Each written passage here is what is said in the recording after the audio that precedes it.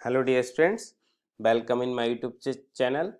Question paper solution series के continuation में ये वीडियो है जो सिद्धार्थ यूनिवर्सिटी कपिलवस्तु में फोर्थ सेमेस्टर का पेपर था, gene technology and human welfare zoology का, उसी का ये सोल्यूशन है।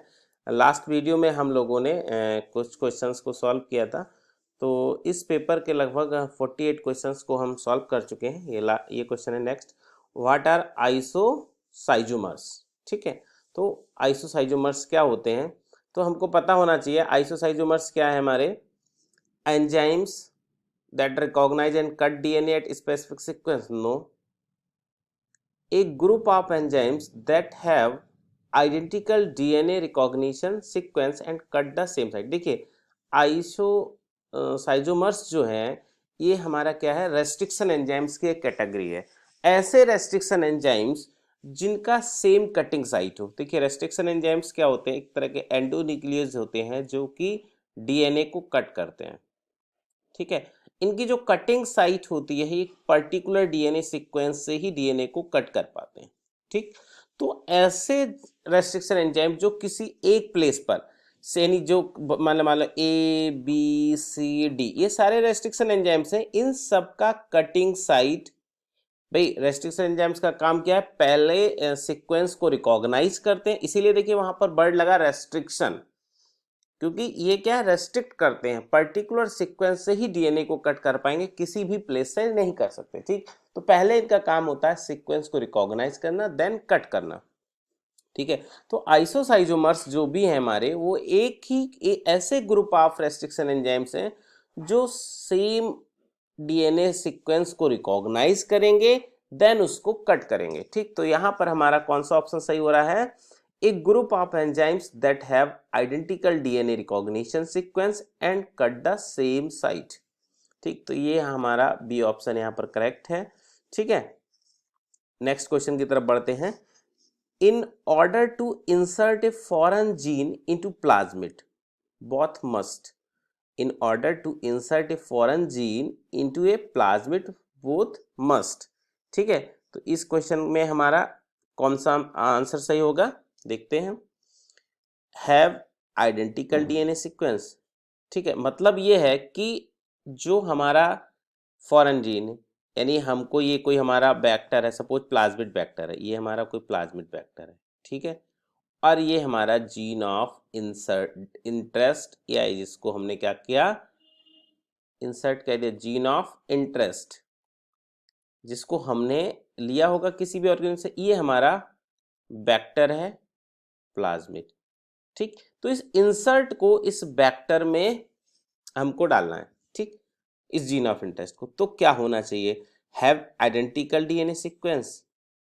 देखते हैं, originate from the same type of cell, ये तो बिल्कुल ही नहीं हो सकता। ठीक है, be cut by the same restriction enzyme, be of the same length, length से का कोई इशू नहीं है। हैव आइडेंटिकल डीएनए सीक्वेंस, ठीक है, ये भी कोई जरूरी नहीं है। जरूरी क्या है, cut by the same restriction है, इन दोनों का, यानी जो इंसर्ट को हमने, मतलब सपोज ये हमारा पेरेंटल डीएनए था, इस डीएनए से इस इंसर्ट को लिया हमने। ठीक है, तो इसका जो कटिंग साइट है, यानी सपोज इस ए एंजाइम से इस ए रेस्ट्रिक्शन एंजाइम से, या मान लें इको आर1 या कोई भी रेस्ट्रिक्शन एंजाइम हो, जिससे हम इस जीन ऑफ इंटरेस्ट को इस पेरेंट डीएनए से कट करेंगे, उस सेम रेस्ट्रिक्शन एंजाइम से इस प्लाज्मिड को भी कट करेंगे, तभी तो वो सेम तरीके के, या तो स्टेगर्ड एंड स्टिकी एंड देंगे, या हमारा स्टेगर्ड एंड देंगे। ठीक है, ब्लंट एंड देंगे। तो सेम जब तक साइट नहीं होगी तो सेम तरीके का सीक्वेंस नहीं मिलेगा, तो हमारा ये बाद में लाइगेशन में प्रॉब्लम आएगी। ठीक, तो यहाँ पर हमारा सी ऑप्शन करेक्ट ऑप्शन है। ठीक है, नेक्स्ट क्वेश्चन है, the unpaired nucleotide produced by the action of restriction enzymes are referred to have. आपको ध्यान हो, मैंने लास्ट वीडियो में बताया था cutting site of restriction enzymes. ठीक, तो जो कटिंग साइट होती है रेस्ट्रिक्शन एंजाइम्स की, तो कुछ तो क्या कहते हैं, हैंगिंग, कुछ में क्या होता है, डीएनए का सीक्वेंस इस ओवरहैंग। ठीक है, इस तरह से, जिसको हम कहते हैं स्टिकी एंड। ठीक, तो ये जो ओवरहैंग डीएनए है, ये क्या है, ओवरहैंग कहलाता है, या अनपेयर्ड डीएनए। देखिए ये अनपेयर्ड है ना, यहाँ पर डीएनए अनपेयर्ड। तो इस तरह का जो एंड होते हैं, इस तरह की जो कटिंग साइड होती है, जिनको रेस्ट्रिक्शन एंजाइम्स प्रोड्यूस करता है, ठीक है, इनको हम स्टिकी एंड कहते हैं। ठीक, अब यही क्वेश्चन पूछ रहा है, the unpaired nucleotide produced by the action of restriction enzymes are referred to have, कैसे होंगे ये स्टिकी एंड। इस क्वेश्चन को मैं पहले भी आप लोगों का डिस्कस कर चुका हूँ, अपने लास्ट वीडियो देखा होगा तो मैंने बताया था स्टिकी एंड का सीक्वेंस कैसा होता है। ठीक, नेक्स्ट क्वेश्चन की तरफ बढ़ते हैं। नेक्स्ट क्वेश्चन है हमारा, manipulation of DNA is genetic engineering became possible due to the discovery of. ठीक है, क्वेश्चन हमारा 52, तो 52 में क्या पूछा गया है हमारा, ठीक है, manipulation of DNA is genetic engineering became possible due to the discovery of, कौन से एंजाइम्स की डिस्कवरी की वजह से जो मैनिपुलेशन पॉसिबल हो पाया है। तो यहाँ पर हमारा जो ऑप्शन होगा, यहाँ हमारा ऑप्शन कौन सा सही, तो इस क्वेश्चन का आंसर हमारा सही होगा रेस्ट्रिक्शन एंजाइम्स। ठीक है, तो रेस्ट्रिक्शन एंडोन्यूक्लियोटाइड, क्योंकि जब तक भाई हमको मैनिपुलेशन करना है, डीएनए मॉडिफिकेशन करना है, तो उसको कटिंग करना बहुत ही जरूरी है। जैसे ठीक है, जैसे आपको अगर कपड़ा बनाना है, ठीक, तो कपड़ा बनाने के लिए आपको सीजर चाहिए, जब तक उसको काटेंगे नहीं आप नया कैसे बनाएंगे, उसको मैनिपुलेट कैसे करें। ठीक, तो इसी तरीके से मॉलिकुलर, क्योंकि हम रेस्ट्रिक्शन एंडोन्यूक्लियोटाइड क्या कहते हैं, मॉलिकुलर सीजर। ठीक है, तो मैनिपुलेशन के लिए डीएनए में मस्ट है जो डिस्कवरी मैनिपुलेशन संभव हो पाया due to the discovery of restriction endonuclease enzyme, तो यहाँ का डी ऑप्शन इसका करेक्ट है। Techniques for producing genetically engineered living organism, techniques for producing genetically engineered living organism is hybridization. ठीक है, जेनेटिक इंजीनियरिंग की बात हो रही है, तो जेनेटिक इंजीनियरिंग का मतलब होता है हमारा रिकॉम्बिनेंट डीएनए टेक्नोलॉजी। हाइब्रिडाइजेशन में भी हम दो ऑर्गेनिज्म का क्रॉस कराकर, दो डिफरेंट वैरायटी का क्रॉस करके एक नई वैरायटी बनाते हैं, बट वो हमारी जेनेटिकल इंजीनियरिंग नहीं है। ठीक है, लेवलिंग से तो बिल्कुल प्रोड्यूस नहीं करते, देखिए आपको कंफ्यूजन यहाँ ए और डी में हो रहा होगा। ठीक है, बट हाइब्रिडाइजेशन जेनेटिकली इंजीनियरिंग नहीं है, वहां पर हम कुछ डीएनए में मैनिपुलेशन नहीं करते। इंजीनियरिंग का मतलब क्या है, यूज ऑफ टूल्स। ठीक है भाई, इंजीनियरिंग का क्या है, यूज ऑफ टूल्स, कुछ टूल्स का हम यूटिलाइजेशन करें कुछ नया, कुछ रिफॉर्म करने के लिए। ठीक है, तो हम रिकॉम्बिनेंट डीएनए टेक्नोलॉजी जिसको हम आरडीटी कहते हैं, उसमें हम बहुत डिफरेंट टूल्स का यूज करते हैं, ये हमारा जेनेटिक इंजीनियरिंग का पार्ट है। ठीक है, तो जेनेटिक इंजीनियरिंग में हम जो नया लिविंग ऑर्गेनिज्म प्रोड्यूस कर रहे हैं, तो वो प्रोड्यूस करते हैं किसकी वजह से, due to the recombinant DNA technology, RDT, इसको शॉर्ट फॉर्म है इसका आरडीटी। ठीक है, नेक्स्ट क्वेश्चन है, the linking of antibiotic resistance gene with the plasmid vector with can be done with. ठीक है, देखिए लिंकिंग, हम यानी भाई जो वेक्टर है, वेक्टर भी हमारा क्या है, डीएनए है ना, इस डीएनए में एंटीबायोटिक रेजिस्टेंस जीन, यानी इस जीन को ऐड कर रहे हैं, तो जीन भी क्या है हमारा, डीएनए। यानी डीएनए से डीएनए को ऐड करने के लिए किसकी जरूरत पड़ेगी, लाइगेशन के लिए। तो लाइगेशन कौन कराता है, DNA ligase enzyme. DNA ligase enzyme को हम और क्या बोलते हैं, इसका कॉमन नेम है मॉलिक्यूलर ग्लू। भैया ये जोड़ने का काम करता है बच्चों। ठीक है, जैसे हम ग्लू से कुछ भी जोड़ते हैं, ऐसे ही हमारा लाइगेज जोड़ने का काम करता है। तो साफ साफ पूछा है उसने, लिंकिंग, जोड़ना है हमें एंटीबायोटिक रेजिस्टेंस जीन को, किसमें, प्लाज्मिड वेक्टर में जोड़ना है। तो जोड़ने के लिए हमको क्या चाहिए, ग्लू चाहिए। तो ग्लू क्या है हमारा, DNA ligase. DNA ligase is also known as molecular glue. Who discovered restriction enzymes. ठीक है, तो देखिए ये तो आप लोगों का रटने वाला क्वेश्चन है, ये आपको इन्फॉर्मेशन पता होना चाहिए। तो ए ऑप्शन हमारा यहाँ पर करेक्ट है।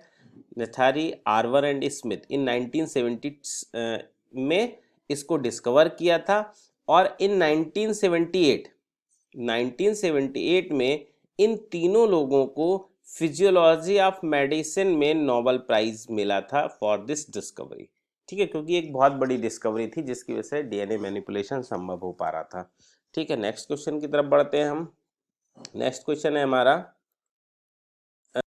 और नेक्स्ट क्वेश्चन है, who discovered the first rDNA molecule. ठीक है, तो किसने फर्स्ट आरडीएनए मॉलिक्यूल को डिस्कवर किया था, तो इसका ऑप्शन है हमारा वायर एंड क्वेन। सी ऑप्शन यहाँ पर हमारा राइट है, जिन्होंने इसको डिस्कवर किया था। अगर हम इनकी बात करें तो जो इनका पूरा नाम है स्टैनले कोहेन।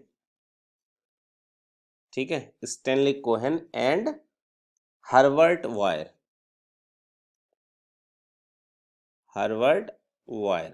ठीक है, इन दोनों लोगों ने इसको डिस्कवर किया, जिसमें से हमारे स्टैनली कोहेन जो थे, ये हमारे क्या थे, ये इन्होंने एक्चुअली जो ये डिस्कवरी की थी आरडीटी के, एक पेशेंट को रिकवर करने, पेशेंट को ट्रीटमेंट के लिए ये डिस्कवर किया था। ठीक है, तो आरडीएनए, फर्स्ट आरडीएनए मॉलिक्यूल किसने बनाया, वायर एंड कोहेन ने। ठीक है, Stanley Cohen and Herbert Boyer. DNA segment to be cloned is called as, 57 number हमारा। ठीक है, DNA segment to be cloned is called as, तो इसका हमारा ऑप्शन बेटा, इसको हम जीन सेगमेंट भी कह सकते हैं, डीएनए फ्रेगमेंट भी कह सकते हैं, इंसर्ट भी कह सकते हैं। ठीक है, अब हमारा डिपेंड करता है कि जो इंसर्ट है, जो जीन सेगमेंट है जिसको हमें क्लोन करना है, वो कोई डीएनए फ्रेगमेंट है, किसी जीन का पार्ट है। अगर हम जीन की बात करते हैं, देखिए जैसे ही हम जीन की बात करेंगे बेटा, ठीक है, तो जीन में हमारा उसका प्रोमोटर भी आएगा, ठीक है, और स्ट्रक्चरल पार्ट भी आएगा। ठीक है, प्रोमोटर मतलब रेगुलेटरी सीक्वेंस, और स्ट्रक्चर पार्ट मतलब जो एक्चुअल में जो पार्ट ट्रांसक्राइब होता है। ठीक, और डीएनए फ्रेगमेंट हमारा कोई भी डीएनए फ्रेगमेंट हो सकता है। ठीक है, उसमें जरूरी नहीं है प्रोमोटर सीक्वेंस हमारा हो। ठीक, कोई मार्कर हो सकता है, कुछ भी हो सकता है। ठीक, तो ये हमारा सब, यानी तीनों चीज़ों को हम यूज करते हैं इस टर्मिनोलॉजी में, तो हमारा यहाँ पर D option is the correct answer. Next question है, DNA molecule to which the gene of insert is integrated for cloning is called. ठीक है, DNA molecule to which the gene of interest, gene of insert या gene of interest is integrated is for cloning is called vector. उसको क्या कहा जाता है बेटा, vector. ठीक, अब वो वेक्टर हमारा प्लाज्मिड हो सकता है, फेजमिड हो सकता है, ठीक है, याक हो सकता है, कुछ भी हो सकता है। ठीक है, वो depend upon the size of the gene of interest या gene of insert. Okay, next question की तरफ बढ़ते हैं। नेक्स्ट क्वेश्चन है हमारा, which of the following statement is true about rDNA technology. RDNA technology के लिए इसमें से कौन सा स्टेटमेंट ट्रू है। ठीक है, देख लेते हैं। RDNA technology is used to obtain large number of copies of specific DNA fragment. देखिए, केवल यही पर्पज बेटा नहीं है कि हम केवल large number of DNA fragments को बना लें, यही आरडीएनए टेक्नोलॉजी का ओनली पर्पज नहीं है। ठीक है, तो ये मेरे हिसाब से राइट आंसर नहीं है। नेक्स्ट क्वेश्चन ऑप्शन की तरफ बढ़ते हैं। RDNA technology is used to obtain large quantity of protein produced by the concerned gene। हाँ, ये होता तो है, लेकिन ओनली यही कंसर्न नहीं है। नेक्स्ट ऑप्शन की तरफ बढ़ते हैं। RDNA technology use to integrate gene to interest into the chromosome where it express itself.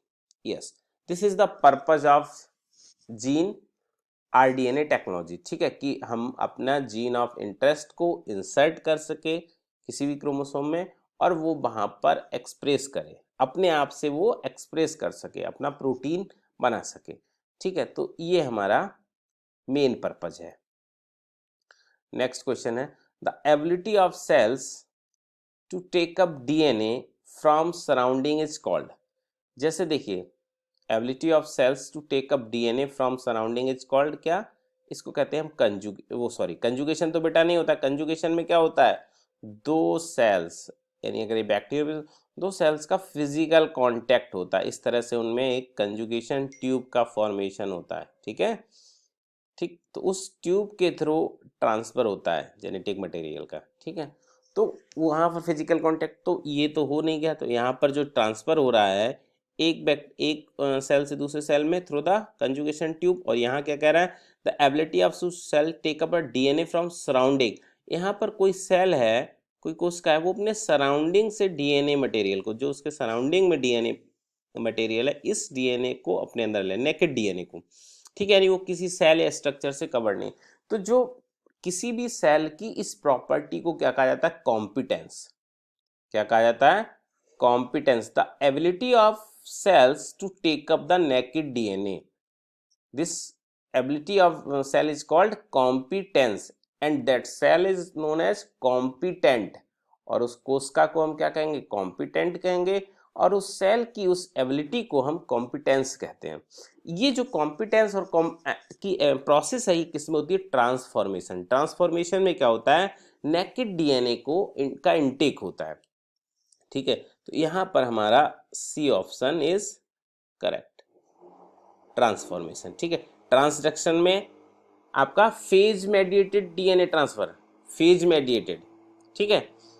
और कंजुगेशन ट्रांसफेक्शन है, यहाँ पर भी ट्रांसफर होता है, ट्रांसफेक्शन में भी डीएनए का ट्रांसफर होता है, लेकिन यहाँ पर भी डीएनए को किसी पर्टिकुलर सब्सटेंस के द्वारा कवर्ड किया जाता है। देखिए, this is the process of transfection. यहाँ जो फिगर में दिखाया है, transfection actually the process of transfer of DNA into the eukaryotic cell. ये हमारा यूकैरियोटिक सेल में जेनेटिक मटेरियल ट्रांसफर हो रहा है, ठीक है।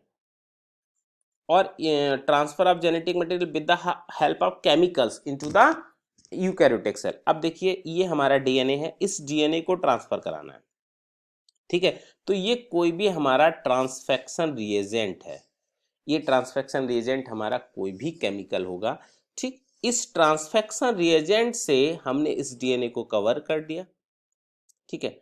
अब ये ट्रांसफेक्शन रिएजेंट ऐसा होता है जो यूकैरियोटिक सेल में, यानी ये कोई एम्पीपैथिक मॉलिक्यूल होगा, क्योंकि जो हमारी जो प्लाज्मा मेम्ब्रेन होती है लिपिड बाइलेयर की मिलकर बनी होती है, वो कैसा होता है, एम्फीपैथिक होता है।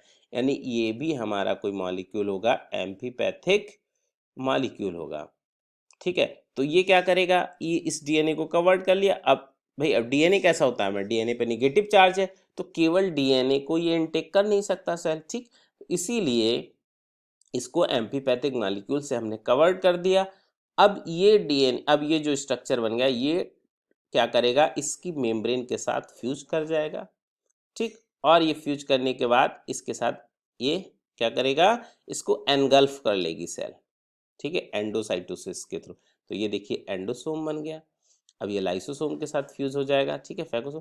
तो और फिर अपना सेल्स के अंदर जाकर अपना डीएनए को रिलीज कर देगा। ये प्रोसेस कहलाती है हमारा क्या, ट्रांसफेक्शन, ठीक है। तो ट्रांसफेक्शन क्या है, transfer of DNA into the eukaryotic cell with the help of chemicals, ठीक। तो यहाँ पर बेटा इस क्वेश्चन का राइट आंसर है हमारा ट्रांसफॉर्मेशन। नेक्स्ट क्वेश्चन है, विच of the following method uses high voltage electrical impulse for gene transfer, ठीक है। तो इसमें हमारा इलेक्ट्रोपोरेशन, इलेक्ट्रोपोरेशन क्या है बेटा, देखिए जो मैंने अभी कॉम्पिटेंस की बात की थी, इलेक्ट्रोपोरेशन की हेल्प से अगर कोई सेल कॉम्पिटेंट नहीं है, यानी वो सेल के पास ये एबिलिटी नहीं है कि वो नेकेड डीएनए को अपने अंदर ट्रांसफर कर सके, तो हम क्या करते हैं, उसको इलेक्ट्रिक करंट, इलेक्ट्रोपोरेशन टेक्निक की हेल्प से हम क्या करते हैं, उसमें पोर्स बना देते हैं, उसमें पोर्स बन जाते हैं, और ये हमारा डीएनए उस सेल के अंदर, यानी हम नॉन कॉम्पिटेंट सेल्स को, यानी अनकॉम्पिटेंट सेल को हम कॉम्पिटेंट सेल में कन्वर्ट कर देते हैं with the help of electric impulse, और this process is called electroporation, ठीक है। इलेक्ट्रोपोरेशन का अगर हम बात करें तो इस तरह से एक हमारा एपरेटस होता है जिसमें ये सारी चीज़ें होती हैं। एक पल्स पावर सप्लाई होता है जो पल्स देता है, ठीक। एक लिड रहता है, क्यूबेट रहती है, क्यूबेट में हम क्या करेंगे, उन सेल्स को ले लेंगे जिन सेल्स में हमको, उन सेल्स को हमें कॉम्पिटेंट बनाना है, ठीक है। दिस इज द क्यूबेट, इस क्यूबेट में हमने उन सेल्स को ले लिया। अब इस इलेक्ट्रोड की हेल्प से इस हमने पावर सप्लाई से क्या किया, पल्स जनरेट किया, तो इलेक्ट्रिकल इम्पल्स आया, और ये सेल सस्पेंशन है, इस सेल्स को, सारी सेल्स को कन्वर्ट कर देगा ये कॉम्पिटेंट सेल में। This technique is called electroporation. Next question की तरफ बढ़ते हैं। नेक्स्ट क्वेश्चन है हमारा, which of the following bacterium is considered as natural genetic transfer. ये हमारा एगेरोबैक्टीरियम ट्यूबिफेसियंस होता है, इसके पास एक पाया जाता है टीआई प्लाज्मिड, ठीक है। तो ये हमारा नेचुरल जेनेटिक इंजीनियरिंग कहलाता है, ठीक। Chemical used for gene transfection method, ठीक। अभी मैंने देखिए जीन ट्रांसफेक्शन मेथड बताया। अब जीन ट्रांसफेक्शन मेथड में कौन कौन से केमिकल्स का यूटिलाइजेशन होता है, तो the commonly used method of chemical transfer, calcium chloride, ठीक है, पॉली इथाइलिन ग्लाइकॉल जिसको हम पैक कहते हैं, DEAE dextran, cationic lipid, lipofection और लाइपोसोम मीडिएटेड ट्रांसफॉर्मेशन, और some other poly L lysine PLL, polyphosphoester, chitosan, dendrimers, ये सारे हमारे एजेंट्स हैं जो कि ट्रांसफेक्शन का काम करते हैं। तो यहाँ पर देख लीजिए कैल्शियम क्लोराइड भी दिया है, पीजी भी दिया और डेक्स्ट्रन भी दिया, तो यहाँ पर ऑप्शन हमारा D is correct answer.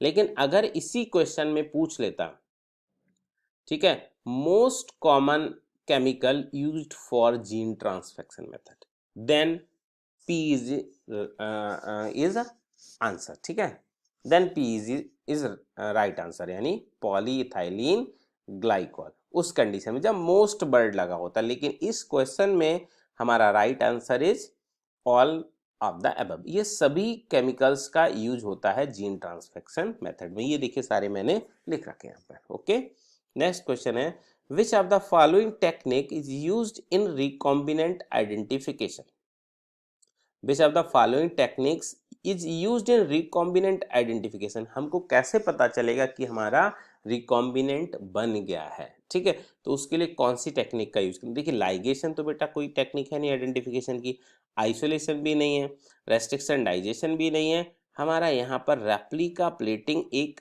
Identification technique है जो कि यूटिलाइज होती है फॉर द रिकॉम्बिनेंट आइडेंटिफिकेशन। जैसे अब इसमें करते क्या है, ठीक है, क्या करते हैं, हमने क्या किया, एक मास्टर प्लेट लेंगे, ठीक है, अगर मीडियम में, उसमें बैक्टीरिया को हमने ग्रो कर लिया, master plate growth of histidine, ठीक है, and histidine mutant on complete medium, एक हमने कंप्लीट मीडिया ले लिया जिसमें सारे न्यूट्रिएंट अवेलेबल हैं और उसमें दोनों बैक्टीरिया को ग्रो कर दिया, एक हिस्टिडीन म्यूटेंट है और एक हिस्टिडीन डोमिन, ठीक है, वाइल्ड टाइप है, इसको गए। अब क्या करते हैं, इसको रेप्लिका प्लेटिंग क्यों कहते हैं बेटा, इसमें क्या किया हमने, अब इन सारी कॉलोनीज का रेप्लिका तैयार कर लेते हैं बेलबेट पे, ठीक है, बेलबेट सीट होती है, इस बेलबेट सीट पे हम क्या करते हैं, इन सारी कॉलोनीज की इसको हम क्या करेंगे, ऐसे प्रेस कर देंगे, इसके ऊपर लाएंगे और इस तरह से इसको प्रेस कर देंगे इसके ऊपर, ठीक है, इसके ऊपर प्रेस करेंगे तो इन सारी कॉलोनीज का यहाँ पर क्या होगा, इस तरह से, ये देखिए इम्प्रेशन आ गया, इनके सबके इम्प्रिंट आ गए, ठीक है। अब इन कॉलोनीज को हम दो अलग अलग मीडियम में ट्रांसफर कर देंगे, ठीक है, एक तो हमने कंप्लीट मीडिया ले लिया, ठीक, तो कंप्लीट मीडिया में तो सभी कॉलोनी ग्रो करेंगी, और एक मिनिमल मीडिया ले लिया, यानी जिसमें हिस्टिडीन म्यूटेंट सरवाइव नहीं कर पाएगा, तो इसमें केवल वही सरवाइव कर पाएंगे जो कि ट्रांसफॉर्मेंट है। तो इस तरह से हमको पता कर, इस तरह से हम आइडेंटिफाई कर सकते हैं कि अगर हमने कोई एक्सपेरिमेंट किया है कि रिकॉम्बिनेंट तैयार किए हैं, तो हम इस तरह से किसी भी, अब यहाँ पर हम वो डिपेंड अपॉन द कल्चर, अगर हमको कोई एंटीबायोटिक रेजिस्टेंस जीन हमने इंसर्ट किया है तो हम एंटीबायोटिक यूज कर लेंगे, ठीक है, अगर हमारा एंटीबायोटिक रेजिस्टेंस जीन इसके अंदर आ गया है, यानी ट्रांसफॉर्मेशन हमारा हो गया है, यानी आरडीटी का जो पर्पस था वो फुलफिल हो गया है, तो हम एंटीबायोटिक जब इसमें लिया होगा, ठीक है, तो रेजिस्टेंस जीन आ गया होगा तो बैक्टीरिया की कॉलोनी हमको मिल जाएंगी, और अगर नहीं आया होगा तो कॉलोनी हमको नहीं मिलेगी। तो इस तरह से हम आइडेंटिफाई कर लेते हैं रेप्लिका प्लेटिंग टेक्निक में। ओके, नेक्स्ट क्वेश्चन है, which is the compound x गैल, ठीक है, एक्स गैलेक्टोज क्या है, ये हम लैक्टोज ओपेरॉन जब यूज करते हैं बेटा, लैक्टोज ओपेरॉन आपने सुना होगा सबने, लैक्टोज ओपेरॉन में क्या होते हैं, हमारे 3 जीन्स होते हैं जो कि एक ही प्रमोटर के द्वारा रेगुलेट होते हैं, कौन से, ZYA, ये 3 जीन्स होते हैं लैक्टोज ओपेरॉन में, ठीक है। तो जो एक्स गैल है ये लैक्टोज एनालॉग है, ये लैक्टोज ओपेरॉन क्या करता है, लैक्टोज मेटाबॉलिज्म में पार्टिसिपेट करता है, ठीक है, ये लैक्टोज को जो जेड है, ये जेड एक एंजाइम बनाता है जिसको हम बीटा गैलेक्टोसाइडेज कहते हैं, ठीक है, बीटा गैलेक्टोसाइडेज क्या करता है, लैक्टोज को ब्रेक करता है, ठीक, और हमारा ये उसकी एनर्जी को यूटिलाइज कर लेता है बैक्टीरिया। तो एक्स गैल को भी ऐसे ही हमारा बीटा गैलेक्टोसाइडेज क्या करता है, ब्रेक करता है, बीटा गैलेक्टोसाइडेज जो ये एंजाइम है ये एक्स गैल को भी ब्रेक करता है और ब्लू कलर का एक पिगमेंट बना देता है, क्या करता है, ब्रेक करने के बाद इसको ब्लू कलर का पिगमेंट बनता है, ब्लू कलर आ जाता है, ठीक है।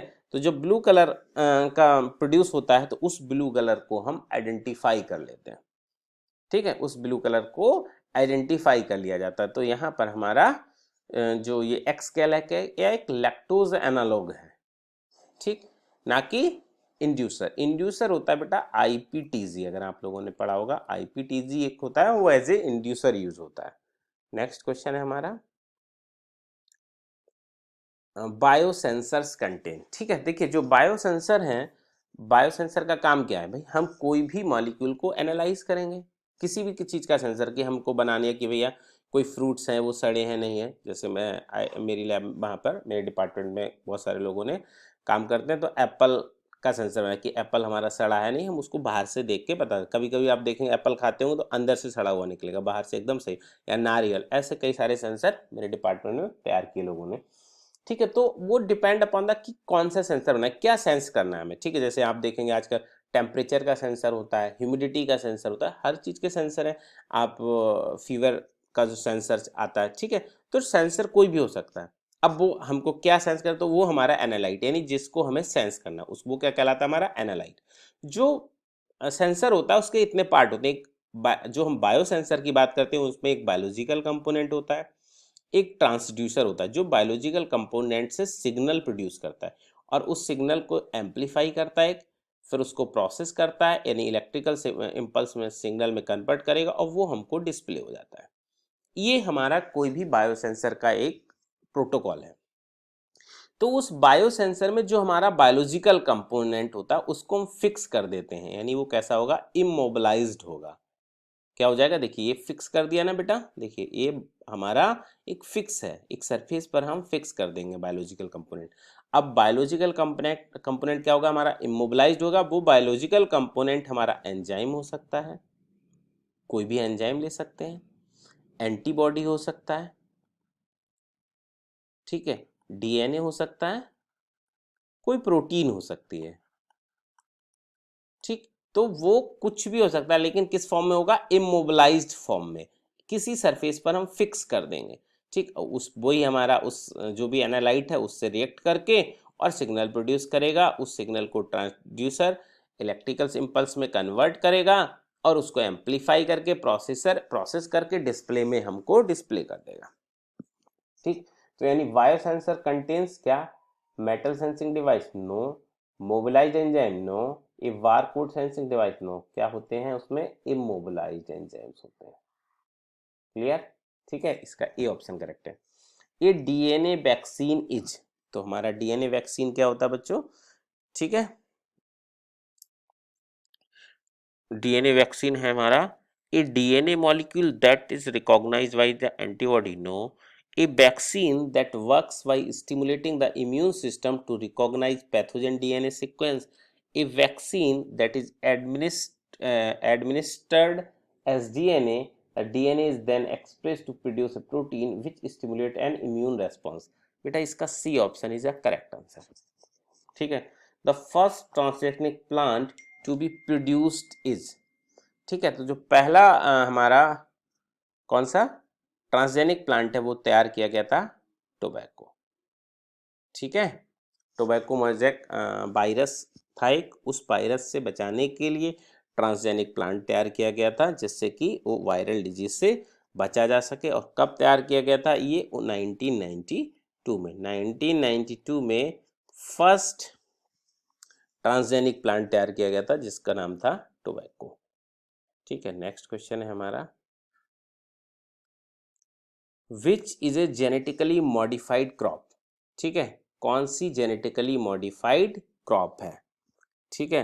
तो यहाँ पर हमारा BT cotton, BT brinjal, golden rice, ये सभी ही जेनेटिकली मॉडिफाइड क्रॉप है, तो यहाँ पर D option is correct answer. Next है, द फर्स्ट क्लोन्ड सीप Dolly was created through which of these technique, तो बेटा ये न्यूक्लियर ट्रांसफर टेक्निक थी, ठीक है। इसमें क्या किया गया था, एक सीप ली, उस सीप की सेल से, उसकी जो सोमेटिक सेल है, सोमेटिक सेल्स, ठीक, ये सोमेटिक सेल्स हो गए, इसका न्यूक्लियस ले लिया गया, क्या इसका न्यूक्लियस ले लिया गया, ठीक। और जो सीप हमारी क्या थी, एक सीप, उसका एग लिया गया, एग ले लिया गया, ठीक। इसके एग को, ये एग है, फीमेल सीप से एग लिया गया, इसके एग से न्यूक्लियस निकाल दिया गया, इसका न्यूक्लियस निकाल दिया, ये अब ठीक है, इसका एग इन्यूक्लिएटेड हो गया और इस सोमेटिक सेल के न्यूक्लियस को इसके अंदर ट्रांसफर कर दिया गया और इससे कंप्लीट सीप तैयार किया गया, डॉली सीप, कंप्लीट सीप तैयार किया गया जिसका नाम डॉली सीप है। तो ये टेक्निक कहलाती है न्यूक्लियर ट्रांसफर, क्योंकि हमने यहाँ देखिए सोमेटिक सेल का न्यूक्लियस ट्रांसफर किया था। Clear? What is the most common method of sterilising culture media? ठीक है, ये ऑटोक्लेविंग है। ऑटोक्लेविंग सबसे ज़्यादा यूज होता है स्टेराइल करने के लिए। नेक्स्ट क्वेश्चन है, what type of culture media is best for growing fungi? ठीक है, फंजाई को ग्रोइंग करने के लिए हम देखिए सॉलिड मीडिया और सेमी सॉलिड दोनों मीडिया यूज करते हैं, लिक्विड मीडिया का यूज नहीं करते। तो यहाँ पर हमारा D option is the correct answer. Next question है, if a culture starts with the 50 cells, how many cells will be present after 5 generation will be with no cell death? कोई cell death नहीं हो। देखिए इसका एक formula होता है, ठीक है, नंबर ऑफ सेल्स इंटू 2 की पावर n। ठीक है, नंबर ऑफ सेल्स का मतलब जिस सेल से आपने स्टार्ट किया है, एन क्या हो गया, नंबर ऑफ जनरेशंस, कितने जनरेशन तक आप देखना चाहते हैं। इस फार्मूला की हेल्प से आप निकाल सकते हैं। ठीक है, नंबर ऑफ सेल्स इंटू 2 की पावर n, n क्या है, नंबर ऑफ जनरेशंस। तो यहाँ पर नंबर ऑफ सेल्स कितने थे, 50 थे, इंटू 2 की power n, number of generations कितना है, cells will be after 5 generation. ठीक है, total number of cells, number of cells का ये फार्मूला है आफ्टर जनरेशन। 50 इंटू 2 की पावर n, तो n की वैल्यू क्या होगी, 5, तो 50, इसको 2 की पावर 5 कितना हो जाएगा, ठीक है, इसको मल्टीप्लाई करिए, ये आएगा 32। ठीक है, कितना हो जाएगा बच्चों, ये 32 हो जाएगा। ठीक, तो 32 हो गया। अब इसको मल्टीप्लाई कर दीजिए, कितना आ जाएगा, ये 0 हो गया, एक 5 से इसको मिल 5 2 जा 10, 1 कैरी हो गया, 5 3 जा 15 और 1 यानी 1600 इज द राइट आंसर। देखिए ऑप्शन दिया है, यानी सी इज द राइट आंसर। ठीक है, क्योंकि बेटा आप देखिए नॉर्मल कॉन्सेप्ट है भाई, ये 50 सेल्स ने डिवीजन स्टार्ट किया, ये 50 सेल्स है, जैसे एक सेल है आपकी, एक सेल डिवाइड करना शुरू, तो एक जनरेशन के बाद कितनी हो जाएंगी, 1 से 2 हो जाएंगी। तो अब ये सारी 2 सेल डिवाइड करना स्टार्ट करेंगी ना, तो दूसरी जनरेशन के बाद 2 से क्या हो जाएंगी, ये 4 हो जाएंगी ना बेटा। ये होगी फर्स्ट जनरेशन, ये होगी सेकेंड जनरेशन। अब थर्ड जनरेशन के बाद ये कितनी हो जाएंगी, 1 2 3 4 5 6 7 8 हो जाएंगी। अब फोर्थ जनरेशन के बाद कितनी हो जाएंगी, 1 2 3 4 5 6 7 8 9 10 11 12 13 14 15 16 हो जाएंगी। ऐसे ही 5 जनरेशन के बाद कितनी हो जाएंगी, ये 32 सेल्स हो जाएंगी। ठीक, तो जब एक सेल लेंगे और जब हम 50 सेल्स लेंगे तो ये कितने हो जाएंगे बेटा, 1600 हो जाएंगे। ठीक, bacteria living in salt marshes are most likely which of the following? तो उसको कहते हैं हेलो टॉलरेंट, यानी भाई जो हेलोफाइट्स प्लांट होते हैं ना, आपने सुना होगा, जो कि सॉल्ट, जहाँ पर हाई साल्ट कंसंट्रेशन में ग्रो करते हैं। तो ऐसे बैक्टीरिया जो ऐसे प्लेसेस पर रहते हैं जहाँ पर सॉल्ट कंसंट्रेशन ज़्यादा होती है, तो वो कैसे होते हैं, हेलो टॉलरेंट, यानी हाई सॉल्ट कंसंट्रेशन में अपने आप को सर्वाइव कर सके। Which of the following cut DNA at specific site? हमको पता है रेस्ट्रिक्शन एंडोन्यूक्लिएज का काम होता है cut the DNA at specific site, यानी D option is correct. Eco R first is an example of, clear, ये तो बहुत ही कॉमन है। क्या है हमारा इसका आंसर, देखिए है एंडोन्यूक्लियस भी, लेकिन यहाँ पर जो ऑप्शन है इन्होंने थोड़ा गड़बड़ कर दिया है, इसके हिसाब से डी ऑप्शन सही होगा, specific site of restriction endonuclease. ठीक है, वैसे एंडोन्यूक्लियस है, ठीक, लेकिन ये यहाँ पर थोड़ा इन्होंने ऑप्शन गड़बड़ कर दिया है, क्योंकि इसका संबंध सीधे सीधे रेस्ट्रिक्शन एंडोन्यूक्लियस से है। तो यहाँ पर मेरे हिसाब से जो सही आंसर देंगे वो ये डी देंगे। ठीक है, वैसे साइट नहीं है, एक टाइप ऑफ एंडोन्यूक्लियस है, तो बी ऑप्शन भी इसका करेक्ट हो सकता है। ठीक है, थोड़ा सा मुझे लग रहा है इनके ऑप्शन में कुछ प्रॉब्लम है, ये कुछ कहना चाहते थे यहाँ पर सही से नहीं कर, तो आप इसमें बी और डी दोनों ऑप्शन के साथ जा सकते हो। ठीक है, थैंक यू।